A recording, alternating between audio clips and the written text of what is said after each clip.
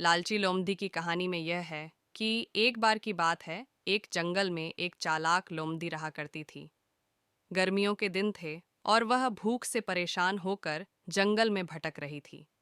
बहुत देर जंगल में भटकने के बाद लोमड़ी को एक खरगोश मिला। लेकिन खरगोश मिलने के बाद लोमड़ी ने खरगोश को खाने की बजाय उसे दिया, क्योंकि वह इतना छोटा था कि उसे खाने से लोमड़ी का पेट कहाँ भरने वाला था। इसके बाद लोमड़ी आगे बढ़ी, फिर से जंगल में भटकने लगी। कुछ देर जंगल में भटकने के बाद भूखी लोमड़ी को एक हिरण, डियर, दिखा। हिरण को देखते ही लोमड़ी के मुंह में पानी आ गया। लोमड़ी हिरण को पकड़ने के लिए उसके पीछे दौड़ने लगी। लोमड़ी ने अपनी पूरी ताकत से हिरण का पीछा किया, पर हिरण लोमड़ी की पकड़ में नहीं आया। अब लोमड़ी खाने की तलाश में बहुत ही थक चुकी थी। जब लोमड़ी के हाथ हिरण भी नहीं लगा तो लोमड़ी सोचने लगी कि इससे अच्छा होता वह छोटे से खरगोश को ही खा लेती, जिसको उसने छोड़ा था।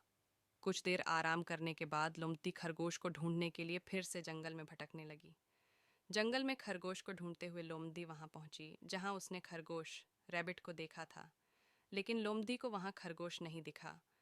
थक हार कर लोमड़ी को अपनी गुफा में लौटना पड़ा, जिसके बाद कई दिनों तक भूखी लोमड़ी अपनी गुफा में भूखा रहना पड़ा। और बहुत दिन बीत जाने के बाद लोमड़ी को खाना मिला।